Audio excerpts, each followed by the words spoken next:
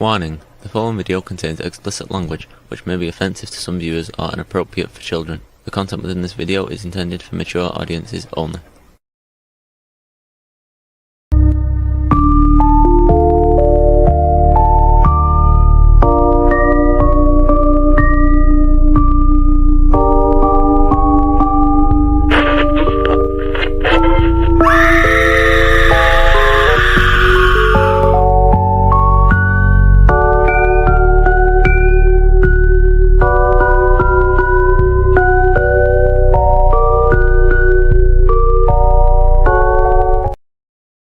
What up, motherfuckers? We are back. We back for episode number 17, y'all. And we had to do it. We had to do it. It's episode 17. As you know, next week is the gathering. So we had to set this up. We had to do it this way. So this episode is all about the gathering, the good, the bad, the ugly, the past, the present, maybe the future. Who knows? But right now, I'm going to bring in Kid Jewel. We are waiting on Kincaid. He should be in shortly. But yeah, guys, we're going to talk about the gathering, the good, the bad, the ugly. Just a warning note. This episode is going to be very opinionated. So just to start this off, I have been down with the Juggalo scene, down with the clown, all that since about I don't know, 1997, 98, around that era, Great Malenko era. So I am a Juggalo at heart, always have been. But some of the things that you might hear today, you might not like it because I'm shooting from the heart. I'm giving my personal testaments. Same thing with Kincaid, same thing with Kid Jewel. All three of us are heavily Juggalo related. And, like I said, me and Jamie definitely go back to 90, 97, 98, maybe even before that. I'll have him tell you when he gets on. But a lot of things have happened in the Juggalo community over the last since 2000. The very first gathering was in 2000. A lot of things have happened. Yep. Next year is the 25th anniversary. Dale Whitler, what's up, bros? What up, man? Appreciate you for tuning in, Dale. Like always, Dale's always watching. That's a guy right there. Yes, sir. But we'll jump into the news. There's not much news going on. It's all pretty much gathering related, except one little thing. So we'll just kind of tie it all in, but we'll start off with the news.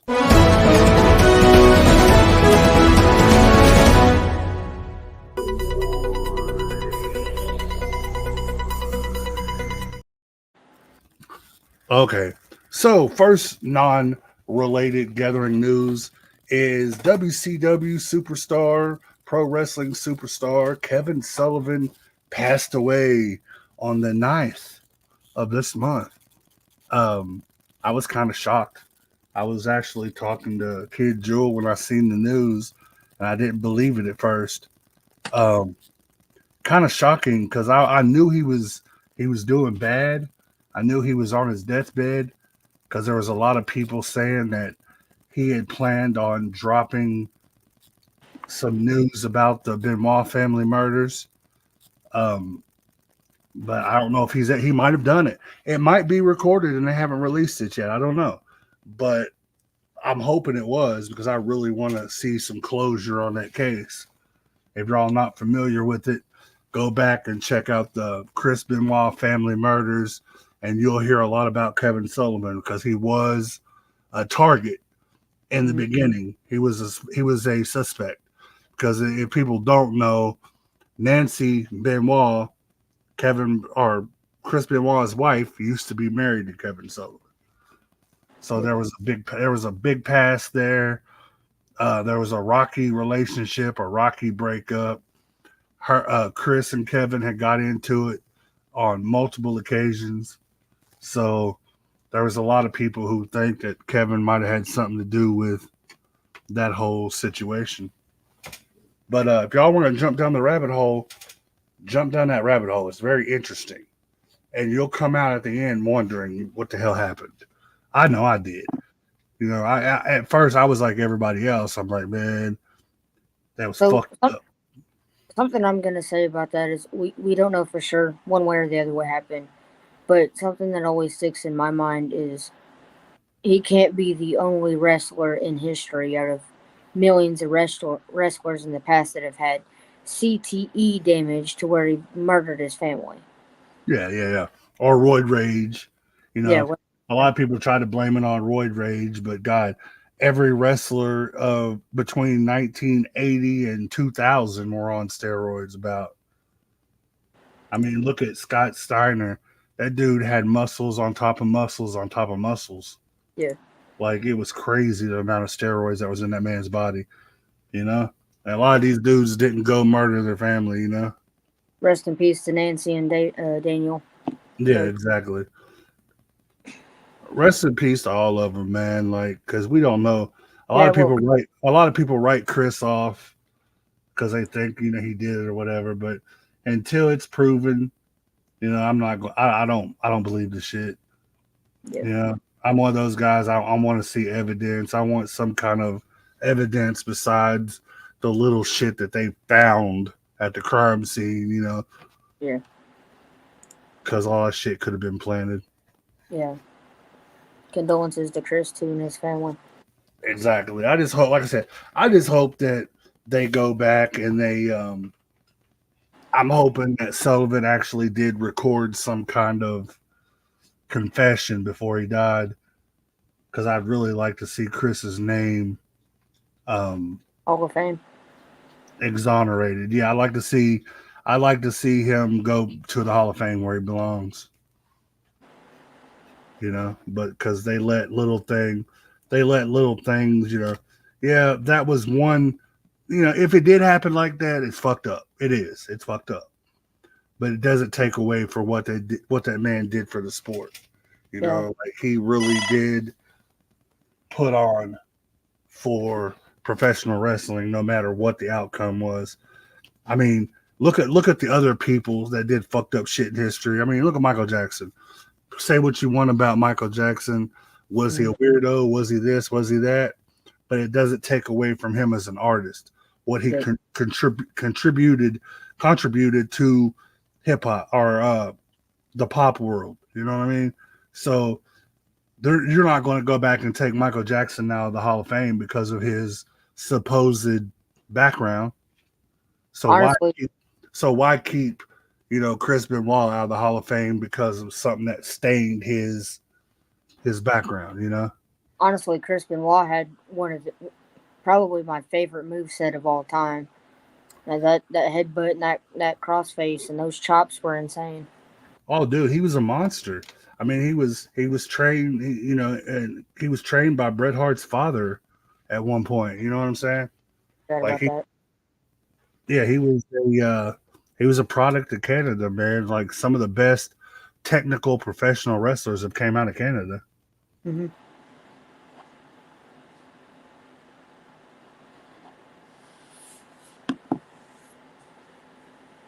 Lewis Crawford, who died. Oh, Kevin Sullivan from WCW. Remember Kevin Sullivan? He was a lot of people think that he had something to do with the Chris Benoit murders and stuff.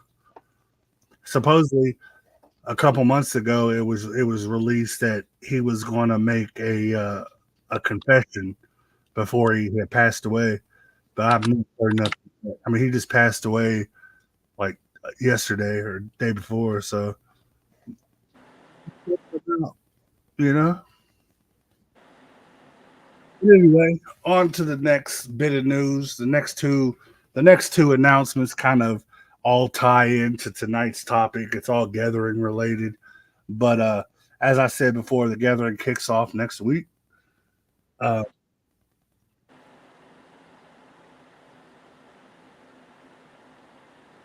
myself over that same thing. Chris was a monster and huge for the sport, but his whole family, that's a tough one. Yeah, that's what we were talking about.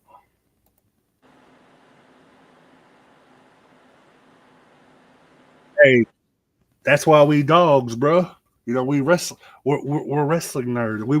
We were music buddies and wrestling nerds. But, and I'll whoop your ass in Madden here soon. I'm throwing that out there. He does gaming. He has a gaming channel. He does. Shout out to Free Smoke. Who want to smoke? Who want it? Chris said he'll take it. But yeah, man. Um, I can go for a long time on that topic, man. I might have to. We might have to do an episode about like crazy wrestling stories and shit and talk about that. That'd be dope. Because there's a couple of them. But yeah, back to the gathering. Next week the gathering kicks off. I think it starts on the 14th. It starts on the 14th. I think it starts on Wednesday or Thursday. It starts Wednesday because that's when LSP's going on. Yeah. So the parking lot party will probably be Tuesday or Wednesday. People probably gonna start showing up tomorrow. To be honest, people usually start heading there Monday and Tuesday. Probably. So, and they got their wrestling event on Wednesday, I do believe, Wednesday or Thursday.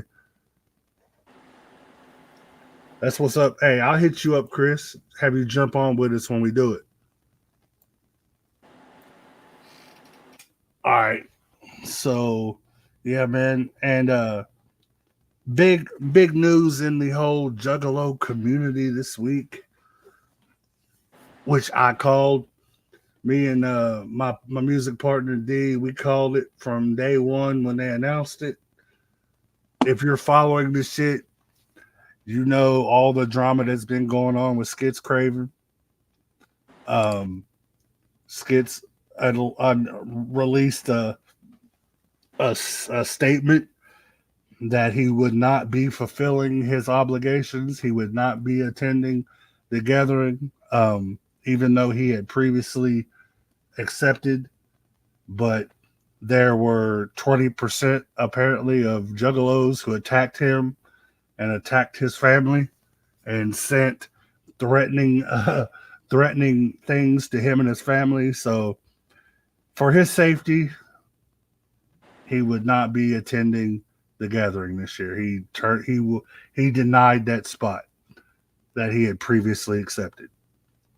So yeah, which we knew that wasn't going to happen. I mean, as soon as they announced the guy that was going to be at the gathering, my jaw dropped, and I'm like, "There's no way he's showing up," because of all the previous statements that's happened with him, which we'll discuss a little bit later in the show. Yeah, we knew that oh boy wasn't coming, but it's a price you have to pay sometimes. All right, I guess. Well, Kid still ain't here, so I guess we're just gonna have to jump on in to the main thing. Who's this? Who is this? Oh, that's Skits Craven. Look him up. I mean, he's a dope artist. I fuck with him. He's a really dope artist. Named Skits Craven. He had a couple viral hits that you might have heard, like on TikTok and Facebook and shit. But I fucks with dude. Honestly, he's got good music, but if he knew he was getting death threats before accepting the gathering spot, he shouldn't have took it in the first place. I don't think it was before he accepted. I think he was getting all that afterwards. Oh, after? I think he might have got some beforehand too, because there was a lot of hate before he accepted, but after he accepted, it really got bad. That's when juggalos were like, "Hey, bro, you show up, we're going to introduce you to this. We're going to introduce you to this. We're going to rape your old lady in a porta potty." Like, oh fuck. Yeah, like I should have said that online. I should have said something else, but yeah, they were going pretty thick. So for anybody actually think that he was actually going to show up after being threatened like that, they're crazy. Yeah. But so let's take it back to history. Let's take you to history class. Let's go all the way back to 2000. The year 2000. What year were you born in, Kid Joel? 94. 94. So you about 6 years old. Yep. Man, imagine a young 6-year-old kid, Jewel. The first ever gathering took place in Novi, Michigan.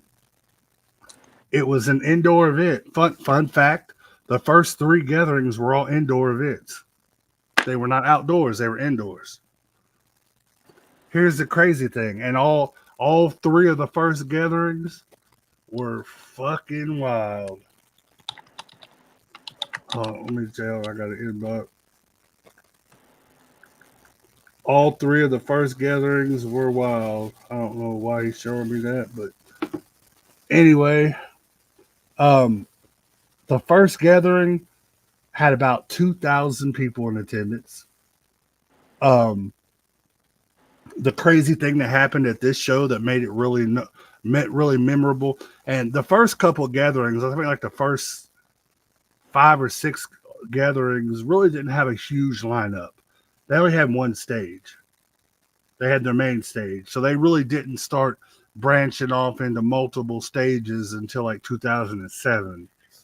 So you had one big main lineup on the main stage. So the thing that happened that made this show memorable was ICP performed at the end, right? So ICP started telling people to come up on stage, and about 300 people bum rushed the stage. Like they ran over top of security. They bum rushed that motherfucker. And ICP ended up performing about 30 minutes longer than they were supposed to. So the venue people just shut the shit down. Like they turned the power off. You know what I'm saying? Like they kicked them out. Like it was over after that. Like they went over by 30 minutes. They people bum rushed and fucked the place up. And it was bad, man.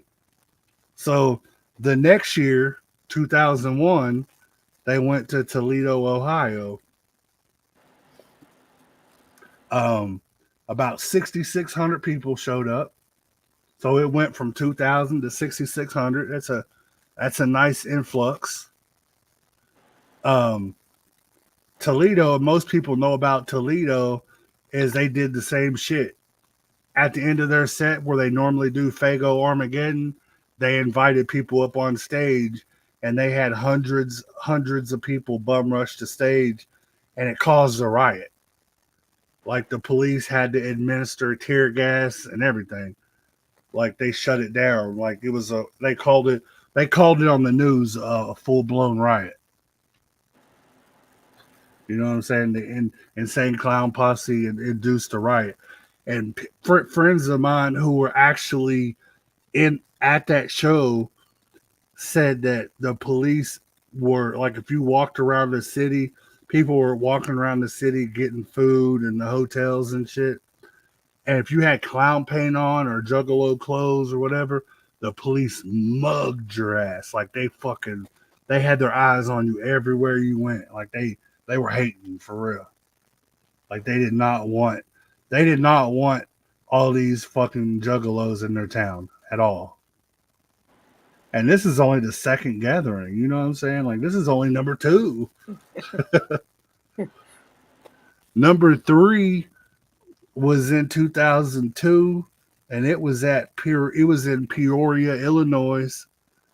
It was the last indoor gathering, and there was about 8,000 people in attendance. So it went up again.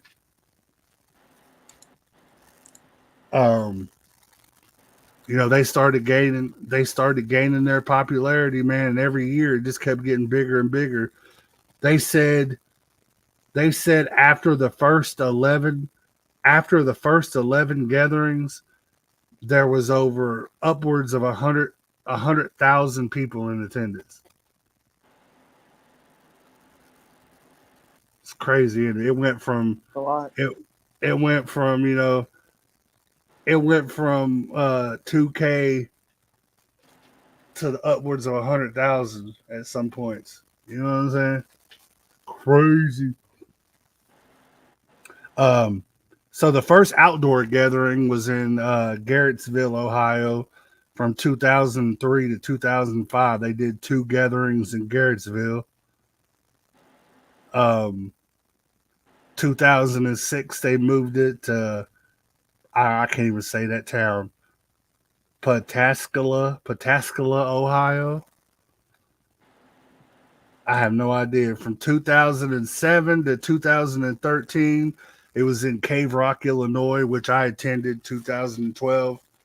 Um, Dope. It was a dope. I liked it. Really liked the place. It was, like I said, it was the first time in 2007 when they branched off into like 2 or 3 different stages. So they had a lot more room where they branched off. Um, 2014 to 2016, they went to Legend Valley where it's at currently. Mm-hmm. They were there from 14 to 16, which I went again in 14. Then 2017, they moved it to Oklahoma City, Oklahoma, which was the gathering of the Dustalos. Everybody unanimously hated Oklahoma. Like it got the ultimate fuck you. JD and my sister went to the one in like 15 or 16. Hell yeah, Chris. Um, and then 2018, they went to Legend Valley, back to Legend Valley where it's at now. 2019, they went to Springfield, Indiana. And then in 2020, they came back to Legend Valley, and they've been in Legend Valley ever since, which is I in was Thorn. supposed to. My bad. Go I was ahead. supposed to go. I was supposed to go to the one in 2020 or 2021, but my supervisor, I worked at Walmart at the time, didn't approve my vacation time, and approved 2 other people to go that I was supposed to go with. That's crazy. Yeah. But yeah, they've been in Legend Valley since 2020 to all the way to current. I think they wanted to move it. Their original thing is they wanted to move it around. But after they tried to move it around, it just kept failing. Because the place they're at now, they have the best deal. They have plenty of room. They have the owner is dope. Like it's so dope for like that. There's nowhere that's going to beat that place. The price they get, the accommodation, everything is perfect. So I'm thinking like after 2020, I think Violent J was like, you know what? We tried to move it a couple times and it just didn't work. So y'all just gonna have to get used to it. Us doing it right here Mm-hmm. because that spot is like Legend Valley is the best place for that show. It's just because of the layout. It's so huge. Mm-hmm. Um, yeah. Then we come up to the current. 2024. Next year's the 25th anniversary. Next year is supposed to be some big shit going on. This year is a more of a underground horrorcore theme, so the lineup is a little different than usual. Um, Speaking of lineups, my favorite gathering lineup. I'm not just saying this because I was there. I was saying this because once I seen the lineup, there was no way I wasn't going to be there. So 2012 gathering lineup. Let's go through it real quick. On the main stage, we had ICP, Twisted, Blaze, ABK, Cold 187, Dark Lotus, Psychopathic Riders, Ghetto Boys, Tech Nine, George Clinton and the Parliament, Funkadelic, Mushroom Head, Rehab, Soulfly, Danny Brown, Slain, Motown Rage, Zug Island, Misery, POD, Swollen Members, Head PE, Cottonmouth King, Static X, Mac 10, Fear Factory, Cool Keith, Onyx, Master P, Prozac, Mayday, Jump Steady, Rude Boy, and the whole stage was emceed by the great one himself, Mr. Woo Ric Flair. Ric Flair was the Ric Flair was the MC for that stage, and it was dope. Well, this year they did something that was really dope. They had separate parties all throughout the gathering. They had separate parties that were headlined by separate different people. So one night we had Violent J's West Side Party, which was headlined by the Farrakhan, Little Easy E, Warren G, and Glasses Malone. It was Violent J's West Side Party. Then we had Shaggy Two Dope and DJ Clay's Beast of the East Party. We had Raekwon of the Wu Tang, the Fat Boys, Rozelle, and Biz Markie. Dope little show.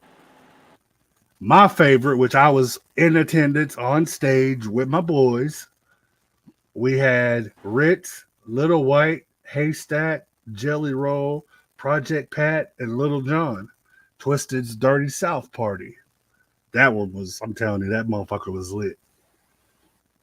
We had the comedy stage with Upchuck the Clown, Cheech and Chong, Ralphie May, R.I.P., Bobcat, and Jamie Kennedy. Late night, it got a little sick. At late night, it got a little sick. We had Awesome Dre, Bizarre, King Gordy, Wolfpack, Doe Dubla. I hadn't heard that name in a while. Right? Doe Dubla, aka I go by 50 names. Fucking what's his current name? I don't know what his current one is. Ah man, I can't think of his current name. Come on. I feel stupid. I haven't heard his name in a long I think time. he's the only one that's still signed to Psychopathic besides Ouija. Big Hoodoo. Oh yeah. Big Hoodoo.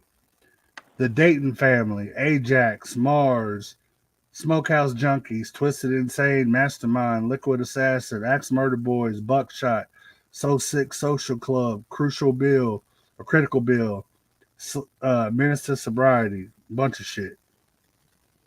Then we had the underground daytime stage. Insane Poetry, Scum, Kayla K, J Dirty, AJ Jordan, Blind Insanity. I'm skipping through a lot of these. Sedated, Dark Half, Wicked Ways, shout out. Dirty Advil, Bobby Sick, 1031, Troll, Looney Spade, Dejangles, OS7, Dope Sick, Chop Shop, Straight Jacket, Jimmy Cankles, Flagrant, Six Digit, Freddie Grimes, Molly Gruesome, blah, blah, blah, blah, blah. Hell of a lineup. That was actually the year I met Wicked Way, or we met him the year before, I think. No, it might have been that year, because that was the last year he was there before he took his trip. Let's see. Can I ask a real question though? What the fuck happened to Tech, bro? That whole situation hurts my. Yeah, I was going to kind of talk about that a little bit later here later in the episode, but let me wrap up this real quick, and we'll talk about that first. So 2012, that was the lineup. Like it was a dope ass, one of my favorite lineup shows of the gathering that I've seen. Not just because I was in attendance, just because it was fucking crazy. The only one I can remember that I wanted to really go to more than that was the years that Bone Thugs and Harmony played, which was in like 2001, 2002. And then they played at one of the later ones. I just can't remember which one it was. Okay, so, well, I guess that kind of touches the history a little bit. So, into what Chris was talking about, Tech Nine. As we know, Tech Nine was a huge staple in the Juggalo community. He performed at quite a few of the gatherings. I can't tell you exactly how many, but I know it was quite a few. And he really stood out in the Juggalo community, and he really repped hard for the Juggalo community. But over the years, he kind of went his own way with strange music and created his own monster and did his own thing. Him and Trav created Strange, and they went out and did their branding, and he just kind of got to that point to where he had to do his own thing. And when people would ask him in the interviews, like if he copied off of Tech Nine or if he copied off of ICP, it kind of pissed him off because like he says that he says in multiple interviews that he took his whole marketing from Master P, from No Limit. That's where they got their marketing plan on how to build strange music. Um, he said the clowns, they showed love, they helped out, with some ideas and stuff like that. But Tech always wanted to do his own thing. That's why he has the technicians, his own group of fans. And I guess the clowns and a lot of the juggalos felt like he owed them more. And I guess Tech didn't feel that way because Tech's like, he did his own thing. So a lot of juggalos stopped, fucking with him. And, it led to where they were going on interviews and talking trash about each other because the clowns believed they were kind of owed something. And then Tech was kind of feel like, hey, what do you want from me? It was one of those things, man. Like same thing with Twisted, which let's go ahead and get into that, because that's a big topic when it comes to the gathering. 2012, 13, Twisted decided they wanted to go their own way. They got with George. Anybody who knows George knows that George was in charge of booking the gatherings prior to 2013. Mm-hmm. So George was an employee of Psychopathic. They decided that they wanted to get together and they wanted to form Magic Ninja and go out and do their own thing. So they got the money together. They went out. They created Magic Ninja. At first, it wasn't a problem at first. The clowns didn't have a problem with it at first because they made the agreement that they would still work together. Like it would be like kind of like Magic Ninja was working with Psychopathic type shit. They would still do all their projects together, Lotus and the Riders. They would still do the gatherings. Mm-hmm. They were still going to work together. But then when they wanted their masters, ICP wasn't going to give them their masters. And without the masters, you can't re-release or redo any of your music because they own the masters to it. So they started to charge them. So that was the way that they got their masters. They started to charge them for the shows and stuff. Like, hey, we'll do the gathering for masters to this album. We'll do this for the masters to this album. And they were like that. And then I guess ICP thought that they were trying to, they thought that they were trying to take advantage of them to get the masters. And, there's a lot more to it than that. There's a lot more behind the scenes stuff. But, I mean, Twisted felt like they wasn't getting their fair shot. They didn't want to be known as, oh, ICP? Yeah, Twisted? Yeah. They didn't want to be known as little bros forever. So after they got, once they built their name up and they got to where they were, they were popping just as much as ICP, they wanted to do their own thing. They wanted to build their own label, go with their own sound, have their own control, because Violent J has creative control over most of the shit.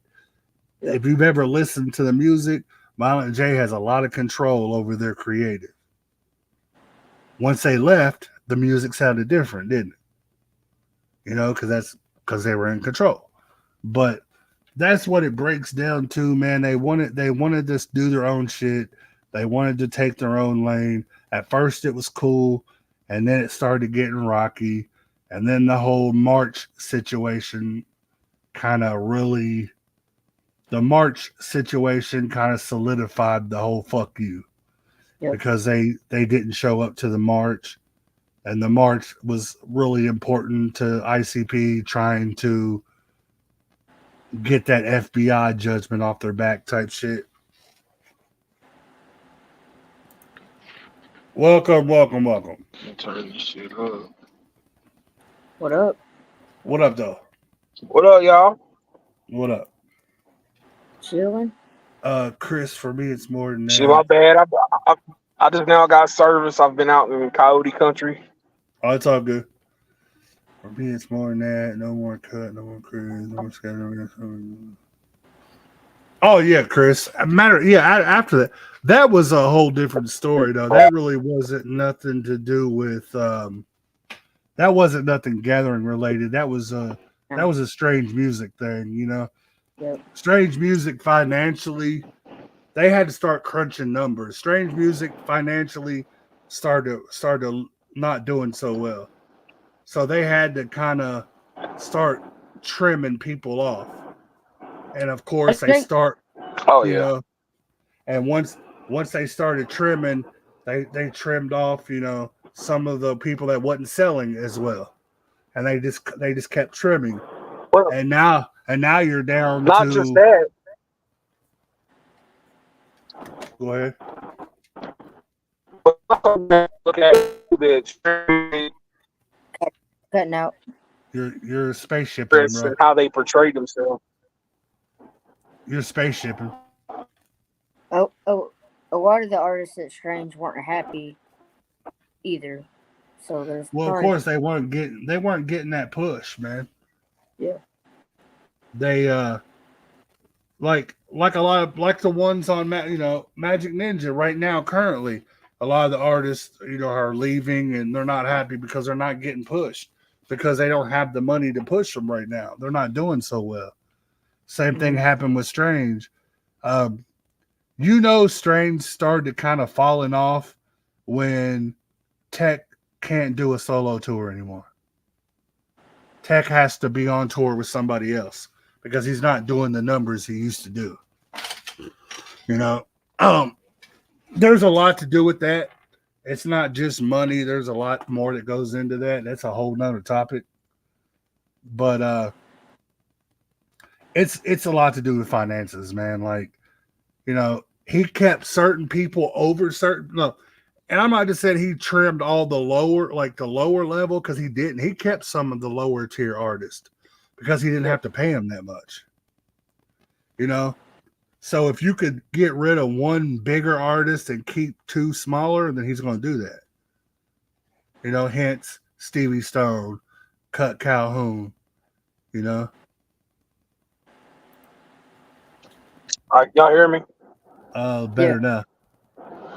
But what I was saying, man, like Cut said, I mean, if you listen to the whole song he made about leaving Strange Music, Tech Nine and everybody suddenly, changed up how they was handling artists anyway. They wanted to micromanage every single thing that the artist was doing, the way the artist was moving, the way the artist was dressing, who they collaborated with. So I mean, a lot of that came from upper management making really bad choices anyway. Yeah, that's because they were going mainstream. They had to have everybody fall in line. There was an interview I watched of what's his name, Darian Saffron. He was on there for a little bit. He said that he was only making, you know, a little bit more than a disability check a month. No, a lot of them weren't making shit, bro. Yeah. Yeah, Chris Crawford, you were 100% right on that one, brother. What do you say? He trimmed off his real homeboys to bring some weirdos in, which I agree with. Yep. Yep. Like And Cut, he had with Cut and Chris, he had the dream team. He should have just kept rolling with that. He didn't 100%. he didn't need all them other extra people that he tried to bring in. Like, I got a lot of homies on Strange Music, so like I don't want to talk shit on none of them, but at the same time, To Tech be has honest gone. though, like let's be honest with it though. This is what we're here for. I He's mean, went Joey, mainstream. cool. Jerry, I love Jerry. I love Joey, but Yeah. why are you on Strange Music? Strange went Fact. mainstream. Why was oh boy, what's his name? It was real hood. JL. Jail. He was What scamming people for a little bit. Ritz? I could see Ritz because Ritz kind of fit the formula, but a lot of them dudes that he brought in that were singers and like R&B type dudes. Why are you with Strange Music? Right. He was trying to appeal to the younger Yeah, he was trying to go. generation. They were trying to go mainstream, bro, like they've been trying to Yep. do. They was Yep. bringing in what was popular in music at the time, and possibly what's going to appeal for the future, instead of being loyal to your day ones that you came up with. Yep.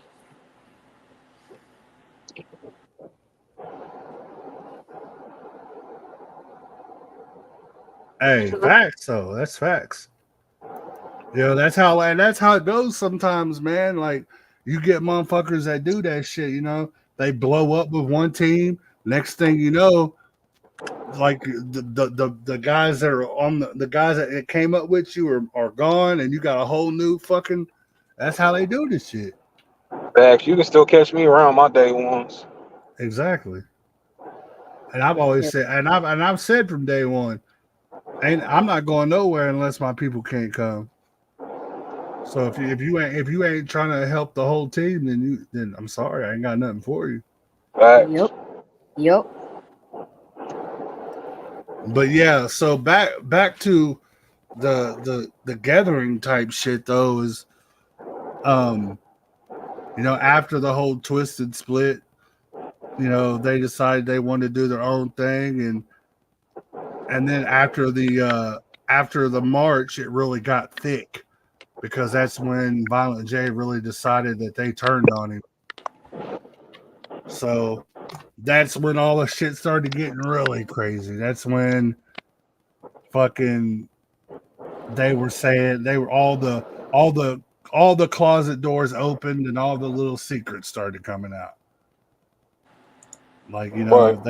they left for this reason, they left for that reason. Fucking they stole all their artists when in all actuality, all they did was take all their homeboys and go to their own, because they brought all them dudes in, you know. Mm. Twisted brought Well, ROC in. ROC you're was right. Twisted's childhood best friend. Chris, Jump, Chris and Twisted and all them were friends. They brought Blaze to the label. When Blaze came to the label, he brought ABK. So they all came because of Twisted. So why wouldn't they leave when Twisted left? Why wouldn't they go with their Yeah, homeboys? it makes sense, bro. Yep. Supposed to stick with your brother, man. Like, Yeah. that's just, So I like, love everybody, man, but so like, say Sinister Minded, for example. Say me and D were the first two on we're the first two, and we build this label up. I grabbed fucking Kid Jewel and King K, my homies, and he grabbed Real Talk and some of his homies, you know. And then one day I'm like, you know what? I appreciate everything you've done. I appreciate you rocking with me and stuff, but I think that I just want to go this way. I want to do my own thing. I want to kind of, appeal to a new crowd and, blah. And then, Kincaid and Kid Jules, like, you know what? That's my boy. We're going to follow suit. Like, we're going with him. And that's kind of like what it was, except for like Otis. Axe Murder Boys was the only exception because they did it out of spite. Because of the whole situation with Otis and Jump Steady's daughter. They did that out of spite. We know that. But only other one that I'm not sure about is Docs. I'm not sure if Boondocks, I'm not sure where he came in the picture at. Yeah. he just went with who he rocked with the hardest, probably, man. Like, That's what I'm guessing. He went with who he could trust.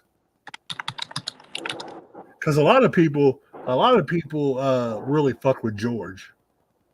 And because George was, the guy that booked together, and he did a lot of shit behind the scenes for Psychopathic. So a lot of people really fucked with him. So I wouldn't be surprised if some of the people that came were because of him. But Yep. yeah, man. So that's kind of like, well, hold on. It's some weirdo shit. Yeah, let's just get out of the homes, how to move away.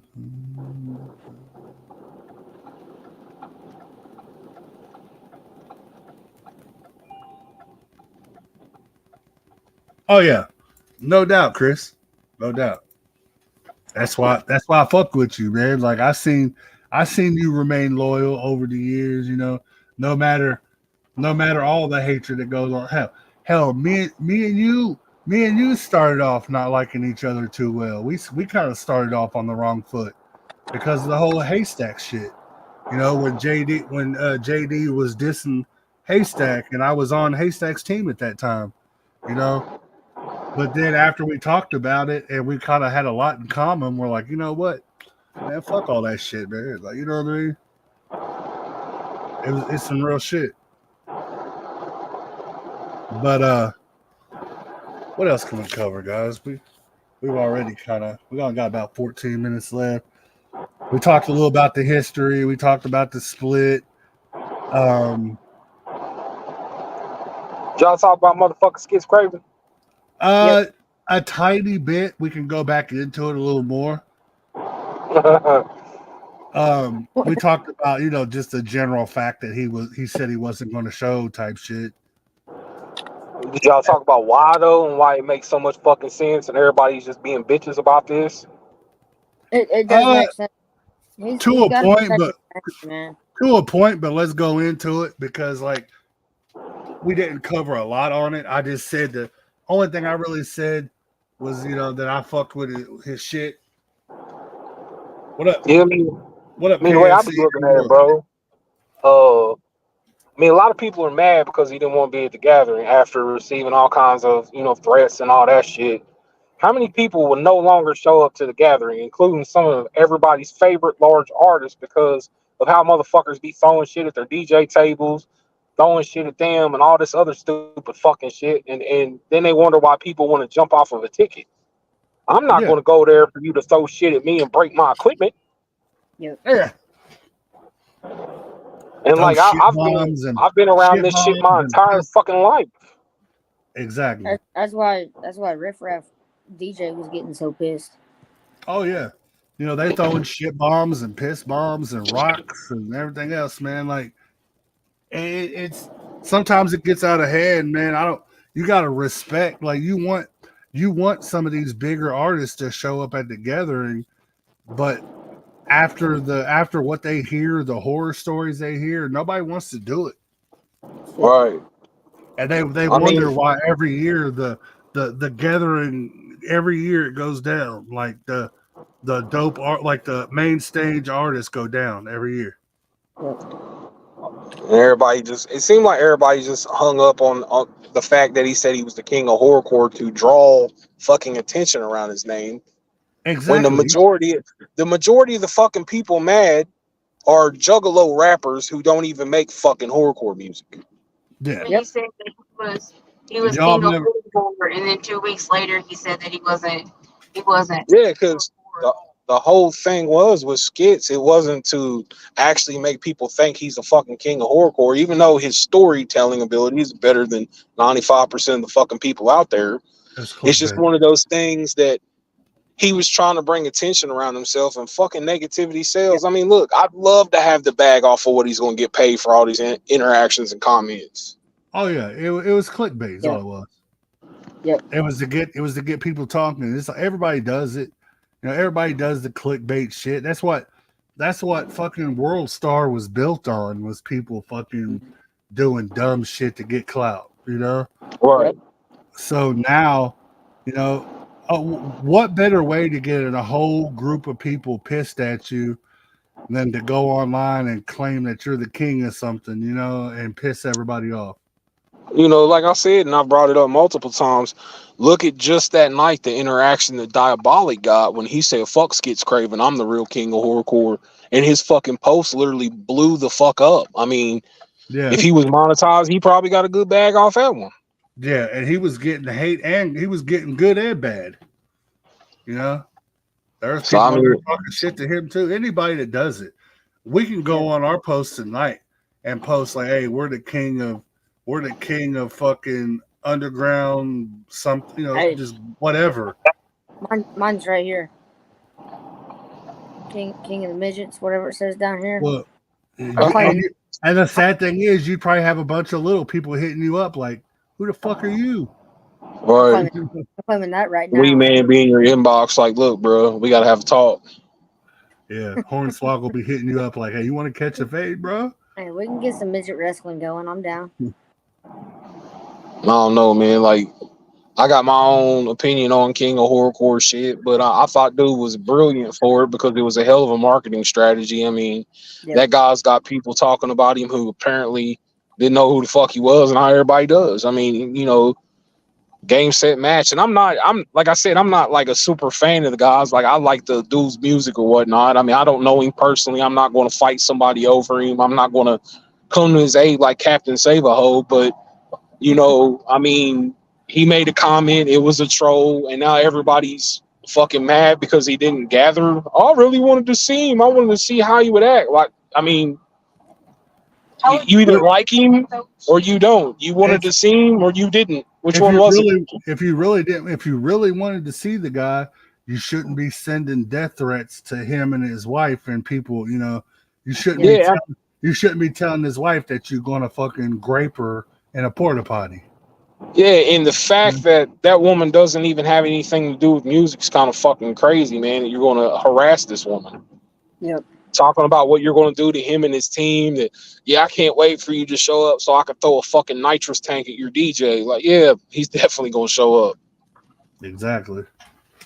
And for the ones that put on the gathering to condone the things that happen at the gathering, they're pieces of shit too. So I mean, it makes some very poor choices. Yep. So I mean, we're definitely in a situation where nowadays you're supposed to say you're the best at something. If you don't believe you're the best at some shit, you shouldn't even be doing it. That's always been my thought process. Whether you're a person who sweeps the fucking floor at McDonald's, say you're the best floor sweeper of McDonald's ever, and believe in that shit, or why fucking do something. Well, it's not even that, bro. If you're a fan of the culture of hip hop in general, that's one of the things that hip hop is based on. It's a competitive. It's always been competitive. Why do you think they have battle rap? Like you're supposed to have some sort of ego to think that you're better. Like you said, if not, then why you do it? Because Right, man. if you don't think that you're good, you're just gonna get trampled on. Facts. I mean, everybody wants to say they're kings, but 95% of the people claiming they're kings hot fucking trash anyway. I mean, just let them believe it. And that's another thing. Like, and I'll say this on here where it could be replayed. A lot of people that hate on Skits Craven, if you're hating on the guy and you do music, I hope you're better than he is, because the dude can rap. Yeah, he can Dude's rap. got bars, man. He can tell stories. He's got good music. And if you say he doesn't, then let me hear yours. I broke down and really listened to some of the dudes like previous music because I haven't really dove into his catalog all that much. And somebody had made this stupid fucking comment like, dude couldn't rhyme words that have more than 4 letters in them or some shit. That dude's vocabulary is very, very well done. Like, compared to a lot of people who go, say the same words just to get a little bit of attention. Yeah. And like I said, his storytelling ability is crazy. Like, dude doesn't just rap about, like, he raps about everything, like mental type shit. He's got songs about, killing people, of course. He's got songs about, murder sprees and all that shit. But he's also got shit about mental health problems. Like shit that you feel, like shit you can relate to. Like, you know what I mean? Like, I'm gonna actually be looking in his music catalog a little bit that more. one he wrote to his mom about his dad, his stepdad or whatever. That motherfucker had me with goosebumps. We played it on here one night. That motherfucking song's dope. And he's got other songs that are like that where he tells a story. By the way, shout out to Dankus Magic. I see you in the comments. Yeah, I just put his comment up a while ago. Yeah, it's crazy, man, because apparently you're hot trash and you can't rap unless you make juggalo music when you're in the horrorcore genre. Like, I don't get it, man. That's what they're saying, brother. And the irony of it is, I've seen so many people who are fans of my music that are, you know, talking shit about that guy. It's kind of funny. Quite a few of them said that they can't wait for Killer in My Eyes to release. I'm guessing you probably don't want to listen to that. You might want to skip that song. Drop it now. Right here. He said drop it down. Drop it in the comments. It's in the distro. It'll be out there on the 23rd. Sir. Which you've already heard it, so Yeah. I've already got the early release, but I'm still gonna be and he's seen the video. Yeah. So yeah. You ain't supposed to tell everybody that you got the early release. Well, he did not do. I'm the king of the midgets. I gotta do something. I gotta let them know. Yeah, he got that hookup. That special release. Yeah, me and Easy are the dual heavyweight horrorcore champions. We're claiming it now. We're the tag team, and if you want to challenge us, it has to be in front of a Dollar General in sumo suits, and it has to be live. Big facts. And I'm the mini special guest referee. So Y'all are fucking dumb.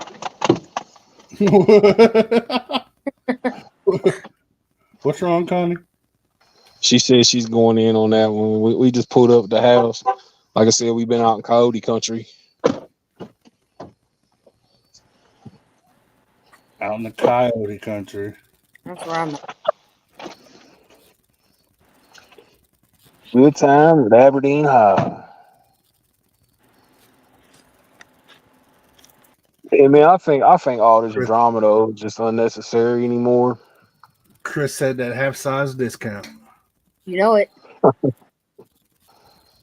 Just don't follow the shirt size that's recommended for his t-shirt size, or it looks really fucking weird. Yeah. Him and his baby gap sizes. Speaking of t-shirts, shout out to that Easy 606. Shit. That Michael Myers graphic. Shit. It's not Michael Myers, bro. That's Sandy Myers. Is what? It's for copyright purposes. That's not Michael. That's Sandy. Oh. Yeah, it's Sandy Myers. It's his cousin from down south of the border. It's easy to get them mixed up when I'm looking at them upside down. So. It just kind of has a likeness, but it's not. Yep.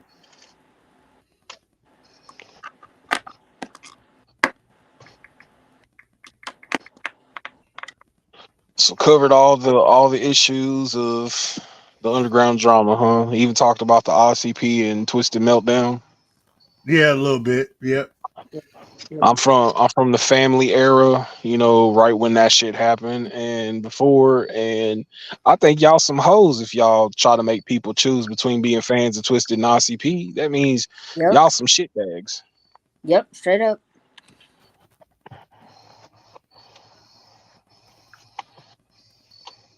If you making people choose one side or the other, you part of the problem. Facts. Separation is what's causing this country to go to shit as it is. Yep.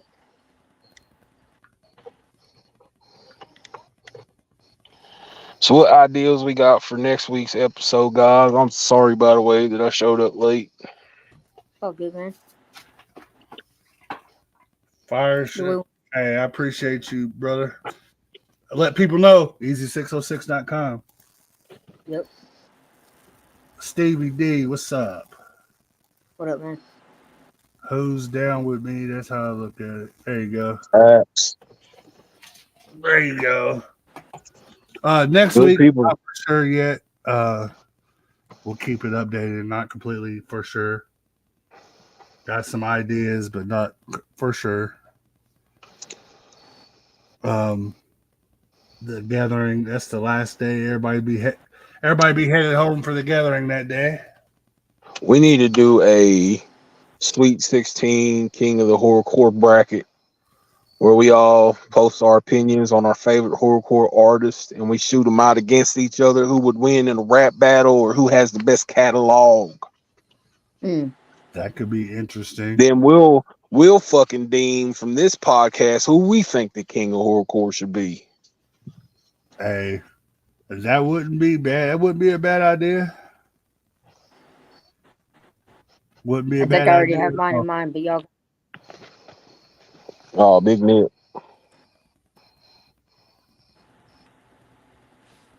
I say let's do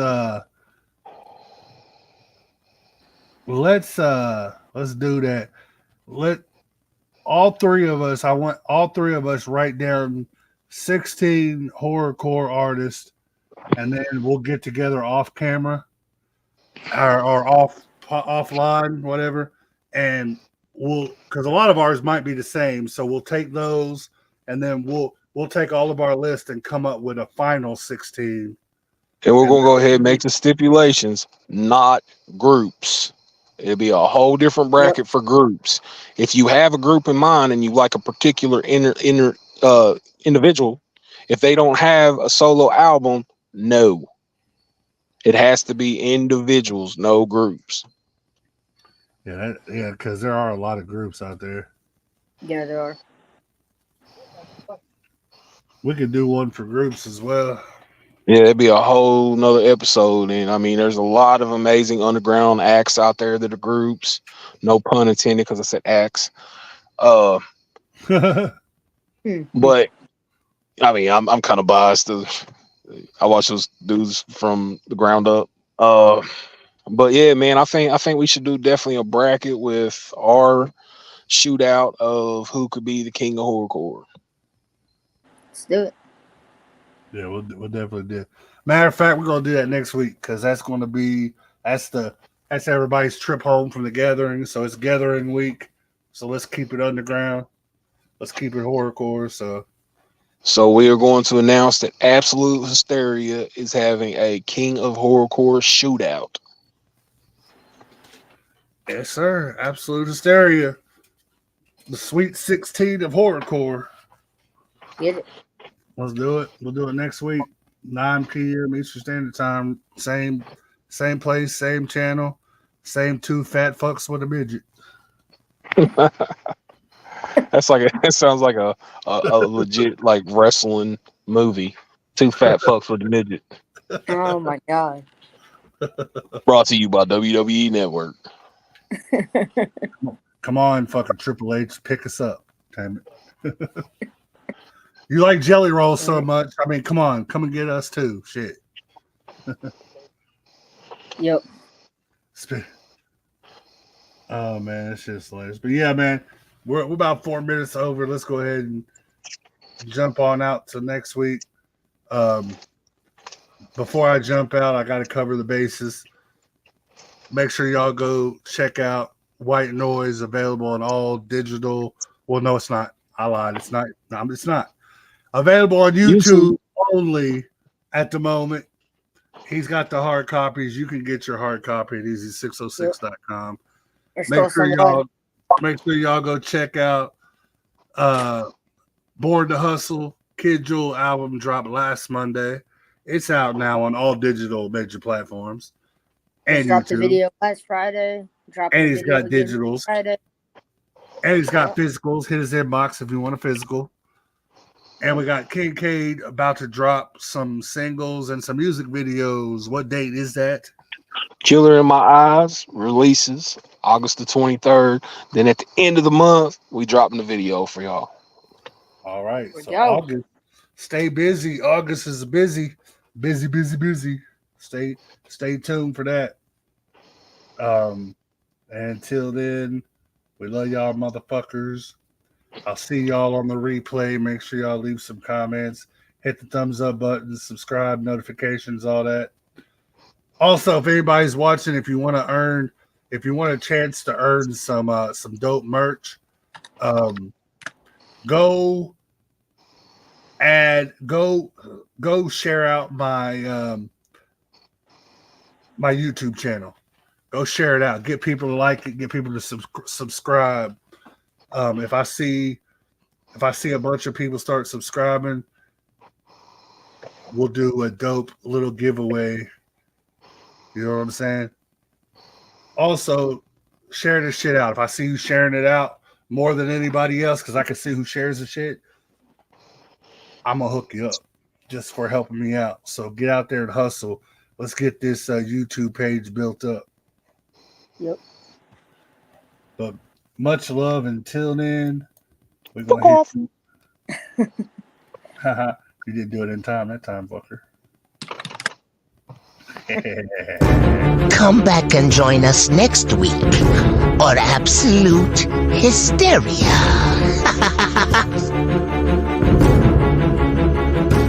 Follow Easy606 on YouTube and all social media.